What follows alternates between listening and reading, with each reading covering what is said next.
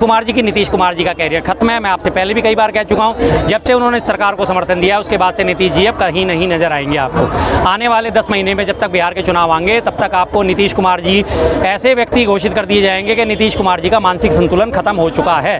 उनके तमाम वीडियो आज की डेट में वायरल हो रहे हैं, आपने ध्यान दिए होंगे अगर आप सोशल मीडिया चलाते हो, कि एक बार वो लेडी को घुमाते हुए, एक बार वो राष्ट्रगान के बीच में अपमान करते हुए, एक बार वो अपने विधानसभा के उनके जो पुराने भाषण थे उनको लगातार क्लिप चलाई जा रही है और हर एक के नीचे यही दिया जा रहा है कि लगता है नीतीश कुमार जी का मानसिक संतुलन खराब हो गया है। वही तो कह रहे हैं ना, गरीबों के भले के लिए। गरीबों से भी तो पूछ लो कि उनके भले के लिए है या नहीं है। ये उन गरीबों के भले के लिए जो बीजेपी के गरीब हैं, जो बीजेपी में थोड़े बहुत लोग गरीब रह गए हैं, उनका भला होगा अब लगातार, उनको बांटा जाएगा, उनको बंदर बाट करी जाएगी। 2 साल पहले का आपको दिल्ली का उदाहरण बताता हूँ। दिल्ली में एमसीडी के चुनाव होने वाले थे और उन्हें पता था कि इस बार हम बहुमत में नहीं आने वाले, तो दिल्ली के तमाम एमसीडी के जितने भी पार्क थे उनमें सब में जगह कब्जा कर करके उनमें वहाँ पे वो खोल दिए गए अमूल के बूथ, और वो अमूल के बूथ जो है वो लगातार आपस में वहाँ पे उनको बांट दिए गए जो वहाँ पे बीजेपी के लोकल लोग थे, जो लोकल लीडर्स थे, बंदर बाट जाते जाते कर गए थे। आज भी वो अमूल के बूथ लगातार चल रहे हैं, तो वही काम अब इसमें होगा।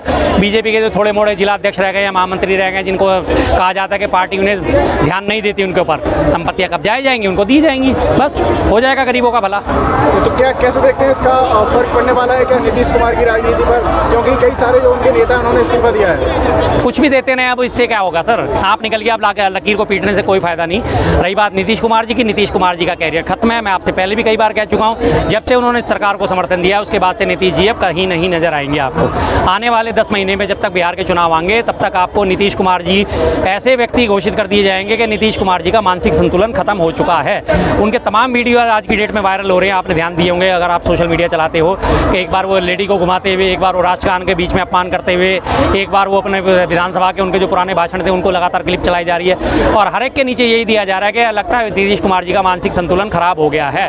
अरे ये कैसी हरकतें करने लगे हैं। अब धीरे धीरे वही वीडियोस तमाम सर्कुलेट करी जाएंगे। ये आईटी चैनल आपको पता है ये बीजेपी का बहुत तेज है, उनको खत्म करके अब सम्राट चोर दी जो है वहाँ पे उप मुख्यमंत्री हैं फिलहाल बिहार में और बीजेपी से संबंध रखते हैं, उनको आगे बढ़ाया जाएगा।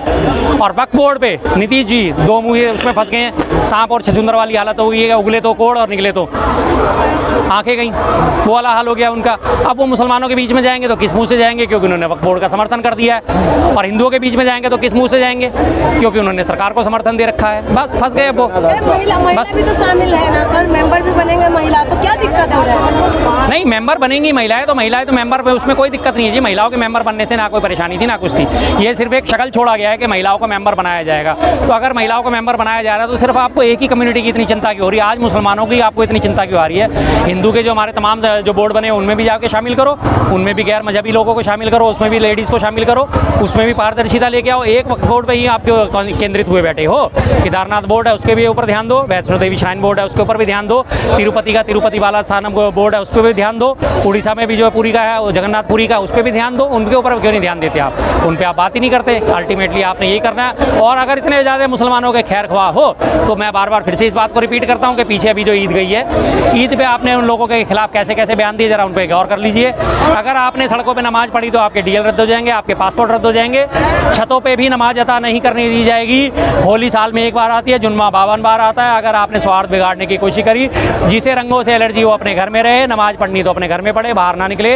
लेकिन एक भी आह्वान नहीं करा गया था भाई मुसलमानों के साथ मिलकर भी होली मना लो, नहीं करा गया था। लगातार यही बातें फैलाई गई थी और अब भी यही बात है। सौगातें मोदी जो है बांट दी गई ईद के नाम पे। बांटी कहाँ गई? सिर्फ बिहार में 32 लाख मुसलमानों को कहा गया है कि 32 लाख मुसलमान, हालांकि वो 3-4 लाख लोगों के पास भी नहीं पहुंची। उसमें भी तमाम वीडियो जाएगी कि जो किट दी गई थी तो उसमें जो वादा करा था उस किट में वो चीज़ें ही नहीं है, कुछ भी नहीं है अल्टीमेटली। और अगर यही बात मैं कहता हूँ तो फिर हिंदुओं को भी आपने, गरीब हिंदू है उन्हें भी देते। नवरात्रि चल रहे हैं, व्रत खोलना होता है, रात को कुट्टू के आटे की जरूरत होती है, 200 रुपये किलो कुट्टू का आटा है, फिर उनको भी बांटते, लेकिन नहीं बांटना था आपने। सोशल मीडिया पे एक जोक वायरल हो रहा है कि मोदी ने सौगातें मोदी दिया और डब्बा खोला तो वक्फ बोर्ड निकला। जी जी, और निकलना ही क्या है सर? हवा हवाई बातें, हवा हवाई दावे, हवा हवाई सारी चीज़ें हैं। सारी जो सौगातें मोदी देती नहीं, वास्तव में देते तो आप उनके बयानों पर रोक लगाते हैं कि आपको ईद की नमाज पढ़ने दी जाएगी, आप जाइए खुले आराम से खुले दिल से नमाज पढ़िए, कोई आपको रोकेगा नहीं, कोई आपको टोकेगा नहीं। 20 मिनट की नमाज के लिए हवाला दे दिया गया कि तमाम सारा ट्रैफिक ब्लॉक होता है, और वो भी तब जबकि ईद की छुट्टी होती है। उस दिन कौन सा ट्रैफिक चल रहा होता है भाई? लोगों को आना जाना होता है और जिनको पता होता है सब एडजस्ट कर ही लेते हैं। हमारे पड़ोस में अगर शादी होती है और वो गली में टेंट लगा लेता है तो क्या हम उसके ऊपर आपत्ति उठाते हैं कि भाई तूने टेंट क्यों लगाया, गली बंद हो रही है?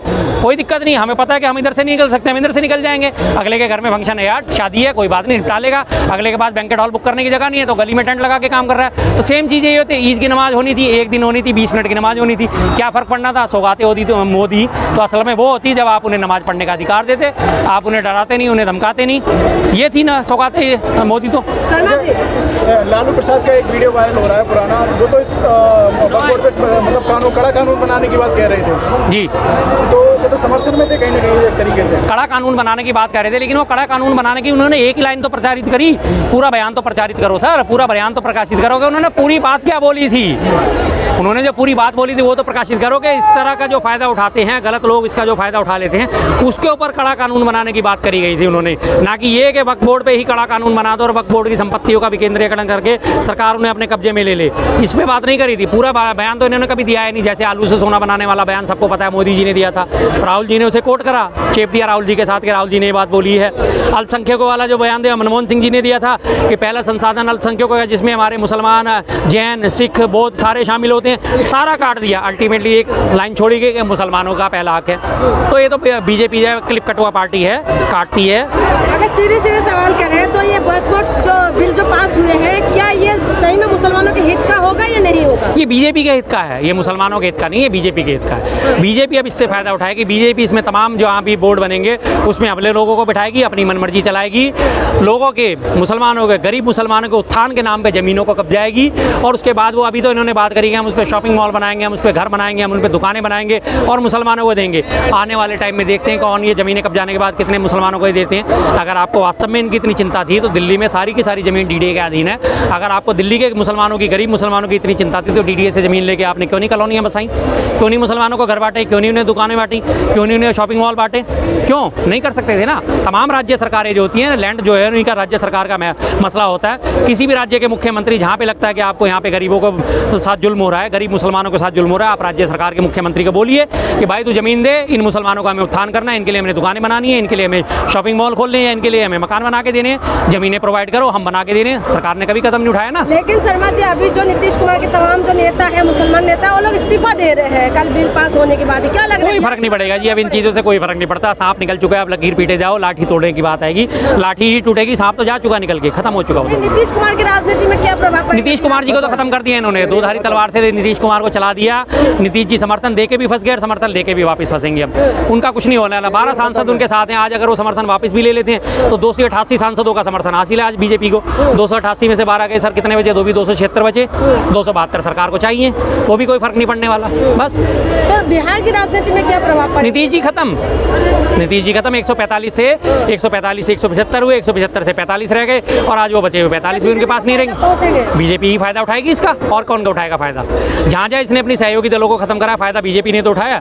शिवसेना शिंदे का क्या हाल करा, खत्म कर दिया आज उन्हें लगभग। आज वो उनके टुकड़ों पे आश्रित हैं। अगर वो चाहें तो जब समर्थन वापस ले तो फर्क नहीं पड़ता, समर्थन दे तो फर्क नहीं पड़ता, उन्हें किसी लायक छोड़ा नहीं। पीडीपी मुफ्ती महबूबा मुफ्ती के साथ सरकार बनाई थी जम्मू कश्मीर में।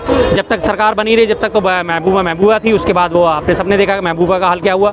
और आज वो पीडीपी कहाँ है? कैप्टन अमरिंदर सिंह की पार्टी बनी, उन्हें अपने पार्टी में अपने शामिल करा। आज कैप्टन अमरिंदर सिंह की साहब की पार्टी कहाँ है? कोई नहीं जानता। शिरोमणि अकाली दल था, उसके साथ मिलकर इन्होंने राजनीति करी लगातार, उसके साथ समर्थन से सरकारें बनाई। आज शिरोमणि अकाली दल कहाँ है? कौन से हाशिए पे? कोई नहीं जानता। लेकिन नीतीश कुमार के जो नेता है वो तो मोदी का माला जप रहे हैं। बस अब वो मोदी का माला कौन जप रहे हैं? जो आज सत्ता में हैं, जो सांसद बने बैठे हैं। आज चलेगी किसकी? उनकी चलेगी। जो विधायक थे या पूर्व विधायक हैं, आज उनकी कौन सुन रहा है? कोई भी नहीं सुन रहा, क्योंकि वो तो पूर्व हो गए हैं। उनका क्या असर पड़ेगा? कुछ नहीं असर पड़ेगा। उनको तो धीरे धीरे खत्म कर दिया जाए, उनकी आवाज़ शांत कर दी जाएगी। जहाँ उन्होंने कोई एक मीटिंग करी, वहाँ उनकी मीटिंग में हंगामा करवा दिया जाएगा, उनके ऊपर कोई ना कोई मुकदमा लाद दिया जाएगा, उनकी कोई ना कोई फाइल खोल दी जाएगी, कहीं ना कहीं उनको किसी ईडी में, आईटी में, किसी ना किसी सेक्टर में फंसा के उनकी आवाज़ें बंद कर दी जाएंगी। संजय निरुपम का बयान आया है कि उद्धव ठाकरे ने अपने जो सांसदों ने जबरदस्ती फोन करके ये इस बिल का विरोध करने के लिए कहा था, जबकि वो दिल से जो है इसके समर्थन में थे। कुछ नहीं है, सब लोगों में बगावत के बीज बोने वाली बात है कि वो ऐसे थे, वो समर्थन में थे, वो विरोध में थे। लगातार फूट डालने की राजनीति के लोगों में आपसी असंतोष बढ़ता चला जाए, पार्टियों में ही असंतोष बढ़ जाए कि अरे ऐसा कैसे कहा, ऐसा कैसे कहा। जैसे वो इधर इसकी कान में चुगली भर दी, उधर उसके कान में चुगली भर दी, बीच में से निकल गए ओए तेरे को तो फलाने आदमी ने गाली दी थी, तेरे को फलाने आदमी ने माँ बहन की गाली दी थी, दोनों को भड़का दिया और चुपचाप बीच में से निकल गए। वो दोनों लड़ते रहेंगे। भाई मैंने तो नहीं कहा था, नहीं तूने कहा होगा, भाई मैंने तो नहीं कहा था, नहीं तूने कहा होगा। बस